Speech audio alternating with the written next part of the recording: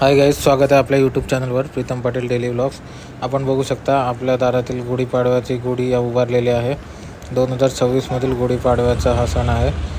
त्या सणाच्या दिवशी आपण मस्त तयार होऊन पारंपरिक वेशभूषा करून कुर्ता फेटा वगैरे घालून आणि ज्या लेडीज आहेत त्या नऊवारी साडी नेसून या आपल्या कॉलनीमध्ये जी शोभायात्रा निघते, जागोजागी शोभायात्रा निघतात या दिवशी, गुढीपाडव्याच्या दिवशी पूर्ण महाराष्ट्रात आणि पूर्ण देशभरात शोभायात्रा काढल्या जातात गुढीपाडव्याचं औचित्य साधून. आणि त्या गुढीपाडव्याच्या शोभायात्रेमध्ये सर्व लोक सहभागी होतात आणि एन्जॉय करतात, लेझिम खेळतात, डान्स करतात आणि मस्तपैकी एन्जॉय करतात.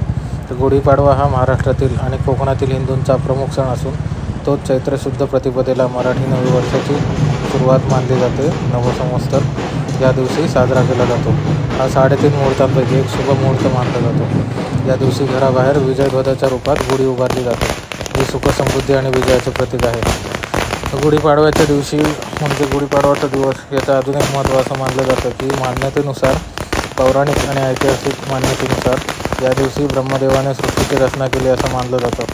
तसेच प्रभू रामचंद्र 14 वर्षाचा वनवास संपून रावणाचा पराभव करून अयोध्येत परतले, तेव्हा प्रजेने गुढ्या उभारून त्यांचे स्वागत केले होते. तेव्हापासून गुढीपाडवाची सुरुवात झाली होती असं मानलं जातं. तर गुढी कशी उभारतात तर एक गाठी स्वच्छ करून तिला रेशमी वस्त्र, साडी, कडुलिंबाची पाने, फुलांचा हार आणि साखरेच्या गाठी बांधल्या जातात आणि तिच्या टोकावर तांब्याचा किंवा चांदीचा तांब्या कलश उभा ठेवून ती घराच्या उजव्या बाजूला मुख्य प्रवेशद्वारावर उभारली जाते. हा हिंदूंचा सण असल्यामुळे या दिवशी सगळीकडे आपल्याला भगवा झेंडा फडकताना दिसतो, त्याचा खूप आनंद होतो. या दिवशी खास पदार्थ बनवले जातात जसे की पुरणपोळी, श्रीखंड आणि या दिवशी खास एक प्रसाद घरोघरी वाटला जातो, तो म्हणजे कडुलिंबाची पानं, गूळ, ओवा, जिरे यांचं मिश्रण करून एक प्रसाद बनवला जातो. तर कडुलिंबाची पानं आणि गूळ आपल्या आरोग्यासाठी फायदेशीर असतात, म्हणून हे त्या दिवशी खाल्ले जातात. तर रामायणानुसार या दिवशी भगवान रामाने रावणावर विजय मिळवून लंकेवर विजय प्राप्त केला होता. त्याच्या या ऐतिहासिक विजयाचे प्रतीक म्हणून गुढी उभारली जाते. त्याचप्रकारे मराठा साम्राज्य स्थापनेसाठी छत्रपती शिवाजी महाराजांनी केलेला विजयाचा हा सन्मान म्हणून ही गुढी उभारली जाते. म्हणजे छत्रपती शिवाजी महाराजांनी स्वराज्यामध्ये सुद्धा गुढी उभारल्या जात होत्या, कारण तेव्हा कसं पारतंत्र्यात होतो आपण, मुघलांचं राज्य होतं, कुतुबशाह, निजामशाह, आदिलशाह. तर ते सर्व त्यांच्या अंडर असल्यामुळे आपल्याला आपले सण साजरे करता येत नव्हते, आपल्या देवांची पूजा करता येत नव्हती, गुढी उभारता येत नव्हती. परंतु जेव्हा छत्रपती शिवाजी महाराजांनी स्वराज्याची स्थापना केली त्यानंतर सर्व हिंदूंना चांगले दिवस आले आणि त्यांना दारोदारी गुढी उभारता आली, आपले सण साजरे करता आले आणि त्यांना कोण त्रास देत नव्हतं. तर असा गुढीपाडवा आहे.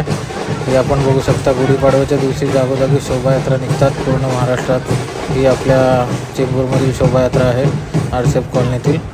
या शोभायात्रेला आपण बघू शकतो कशा प्रकारे सर्व लोक नऊवारी साडी नेसून आणि पारंपरिक कुर्ता वगैरे घालून, फेटा लावून मस्त मराठी लुकमध्ये लेझिम खेळतात. भगवा झेंड्याचं मान ठेवला जातो, भगवा झेंडा घेऊन रॅली काढली जाते. या रॅलीला मुख्य आकर्षण अजून एक असतं, ते म्हणजे छत्रपती शिवाजी महाराज घोड्यावर स्वार होऊन आपल्यासोबत असतात.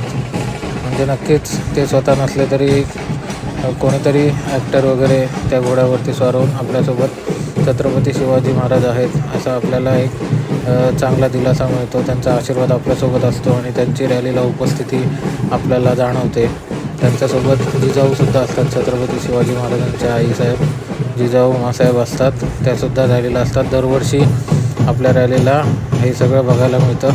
मागे एक रथ असतो, ज्या रथामध्ये छोटी लहान मुलं बसून रॅलीमध्ये एन्जॉय करतात.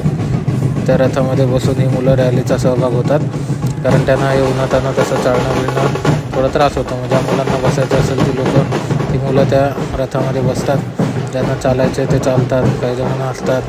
आणि ढोल ताशा पथक असतं, तर ढोल ताशा पथकाच्या सोबतीने आपली ही शोभायात्रा मस्त निघाली असते.